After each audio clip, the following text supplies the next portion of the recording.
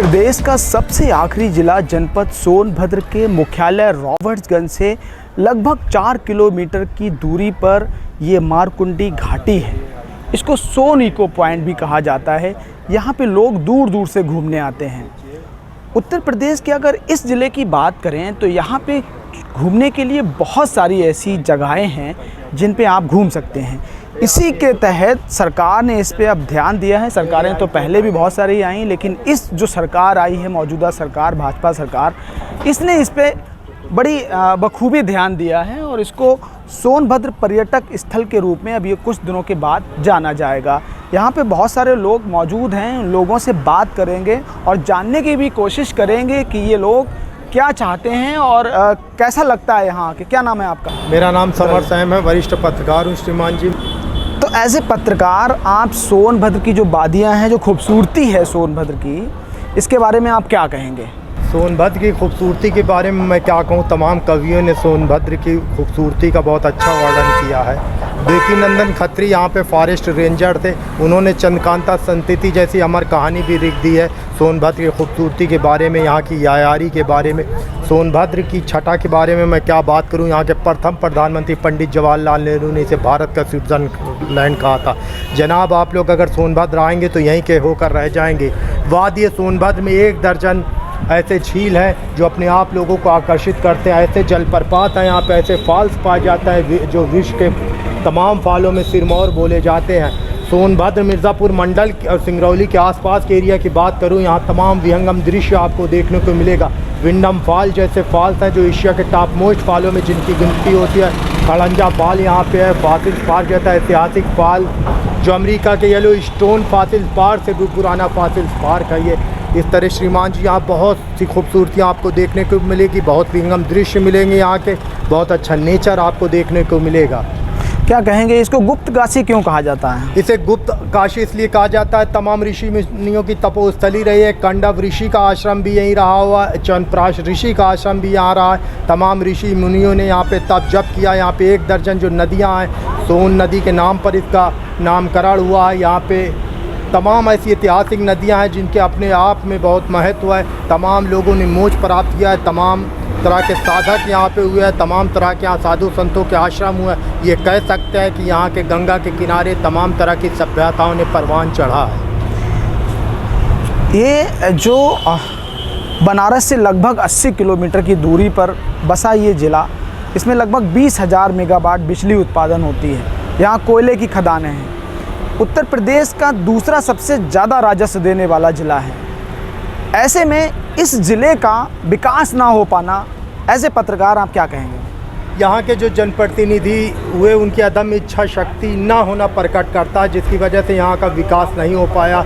यहाँ का लगातार दोहन होता रहा, इसमें कोई दो राय नहीं है। सबसे बड़ी बात मैं बता दूँ, उस समाज की या उस ज़िले की सबसे बड़ी विडंबना ये होती है जब के मूल निवासी को हाशिए पे रख दिया जाता है। यहाँ के जो आदिवासी मूल निवासी हैं उनको हाशिए पे रख दिया गया है। अब जब आदिवासी बेल्ट में जाएंगे तो पाएंगे वो जो ऐसे झोपड़ी में रहते हैं जिसमें आप अपने पशुओं को भी नहीं रख सकते। मवेशी बाड़ा में रहने को लिए विवश है। उनके बच्चे, उनका परिवार जो है वो किनकी खाता है। किनकी जानते हैं हुजूर किसको कहते हैं? चने की छोटे छोटे कड़ होते हैं, उसको किनकी कहा जाता है। नमक से मिलाकर खाते हैं। ऐसे आदिवासी ज़िंदगी बसर करते हैं। यकीन मानिए साहब, आपके आंसुओं से आपकी आंखों से आंसू थमेंगे नहीं अगर आदिवासी माँ बहनों को देख लेंगे। सिर्फ उनके पास एक साड़ी रहती है, उसी को वो पहनकर जीवन निर्वाह करती हैं। ऐसा यहाँ पे मंजर है यहाँ पे। और तमाम लोगों ने हज़ारों बीघा वन की ज़मीनें कब्ज़ा कर ली है। तमाम साधु संतों के आश्रम बन गए। तमाम भूमाफियाओं ने हज़ारों एकड़ ज़मीनें कब्ज़ा कर ली, लेकिन उनके साथ कुछ नहीं हुआ। अगर आदिवासी समाज थोड़ा सा भी ज़मीन बना लेता है, अपना कुटिया डाल दिया जाता है, तो उनको जेल के सलाखों के पीछे भेज दिया जाता है। ये मुकद्दर है यहाँ मूल निवासी का। जब मूल निवासियों को मुकद्दर ही हाशिए पे टांग कर, सलीब पे टांग कर और नश्तर से उनके अरमानों को चाक किया जाता हो, तो ऐसे में आप कैसे अंदाज़ा लगा सकते हैं सोनभद्र ज़िले का विकास होगा? बात आपने बहुत सही कही, ये सच्चाई है। लेकिन ज़माने के बदलते परिवेश में जो पहले की सरकारें थीं और जो अब सरकार बदली है तो निज़ाम बदला है। इस बदलते निज़ाम में जो भाजपा सरकार डिजिटलाइजेशन की ओर जा रही है, तो जो सरकार की जो मूलभूत सुविधाएं हैं वो लगभग आज के परिवेश में लगभग आदिवासियों के या गांव के अंतिम छोर पे खड़े, अंतिम पायदान पे खड़े व्यक्ति तक वो सरकार की योजनाएं पहुंच रही हैं? देखिए, सरकार की योजनाएं जो है ऊँट के मुँह में जीरा है। अभी ये मानना गलत है कि अंतिम व्यक्तियों तक पहुंचती। अगर अंतिम व्यक्तियों तक सरकार की योजनाएं पहुंच सकती तो अंतिम व्यक्तियों की स्थिति ये ना होती। गरीब और गरीब होता जा रहा है, अमीर और अमीर होता चला जा रहा है। देश की संपत्तियों को तेज़ी से पूंजीपतियों को बेचा जा रहा है। भारतीय जनता पार्टी सीधे तौर पर पूंजीपतियों की पार्टी है और पूंजीपतियों की पार्टी से हम कोई उम्मीद नहीं रख सकते कि हाशिए पे चले गए, विस्मृति गर्त में विलीन हो गए आदिवासी समाज या गरीबों का भला होगा। गरीबों का ख्वारखा पूंजीपति नहीं हो सकती। कार्ल मार्क्स ने दास कैपिटल में ये बातों को बहुत अच्छी तरह विस्तृत किया है, कोट किया है। आप द कार्ल मार्क्स की रिपोर्ट को उठाकर देख सकते हैं, उनकी किताबों को उठा कर देख सकते हैं। उन्होंने जो कहा वही चरितार्थ।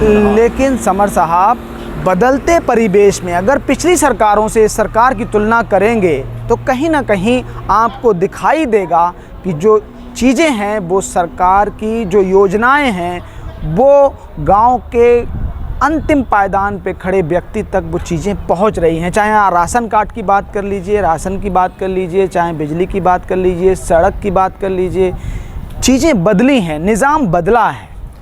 बड़े अफसोस की बात कहना पड़ रहा है, जब हम किसी को हाशिए से उठाकर मुख्य धारा से जोड़ते हैं, उनसे बात करते हैं राशन की। पेट तो जानवर भी पाल लेते हैं साहब। अगर पेट पालने का मसला होता तो गरीब गरीब ना रहता, अमीर अमीर ना रहता। बात मुख्य धारा में जोड़ने की है। मुख्य धारा में जोड़ने का मतलब होता है इंफ्रास्ट्रक्चर खड़ा किया जाए उन बेल्ट में, उन आदिवासी बेल्ट में। शिक्षा की उचित व्यवस्था की जाए, चिकित्सा की उचित व्यवस्था की जाए। अगर ऐसा किया जाता हो तो कमरी डांड जैसे, एक जवानी डांड जैसे 1 दर्जन ऐसे गांव हैं जहां लोग ऐसा पानी पीते हैं जैसा पानी आपके मवेशी नहीं पी सकते। वो चुआड़ का पानी पीते हैं, गंदा पानी जिसमें मलेरिया के कीटाणु तैरते रहते हैं, तमाम बैक्टीरिया वायरस तैरते रहते हैं। पिछले साल भी आपने देखा था दर्जनों आदिवासी अनायास ही मौत के मुंह में समा गए थे सिर्फ गंदा पानी पीने की वजह से। वही ऐसे 1 दर्जन सोनभद्र के आदिवासी गांव हैं जहां के 10 साल की 15 साल की बच्ची भी 80 साल की वृद्धा लगने लगी है फ्लोराइसिस युक्त पानी पीने के लिए। विवश है। उनके धरातल पे, उनकी ज़मीनों में फ्लोराइड की मात्रा इतना अधिक है, पानी की मात्रा इतनी अधिक है, जिप्सम की मात्रा इतना अधिक है कि 15 साल की बच्ची भी 80 साल की वृद्धा लगने लगी है। तो सोचने की बात है, वहाँ के युवक 20 साल के युवक 60 साल के 80 साल के लग रहे हैं। स्थितियाँ साहब ये हो गई कि वहाँ के लोग जीविकोपार्जन नहीं कर सकते, रोज़मर्रा का काम भी नहीं कर पा रहे हैं फ्लोराइसिस के बीमारी के चलते।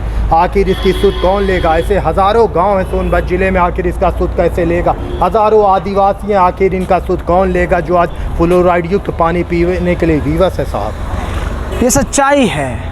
जो CSC की आप रिपोर्ट देखेंगे, centre for science and environment की एक रिपोर्ट है, उसमें सुनीता नारायण की रिपोर्ट आप देखेंगे तो उसमें सच्चाई यही है कि जो फ्लोराइड की मात्रा है वो बहुत ज़्यादा है। इसकी वजह से यहाँ पे बहुत सारे लोग सफ़र कर रहे हैं, प्रॉब्लम में हैं, और जो बात बता रहे थे ये बात सत्य है। लेकिन ज़माना बदल रहा है, सरकारें बदल रही हैं, चीज़ें बदल रही हैं। आगे और भी ऐसी मैं एक्सक्लूसिव तस्वीरें आपको दिखाता रहूँगा। तब तक के लिए राम राम, दुआ सलाम, जय हिंद, जय भारत।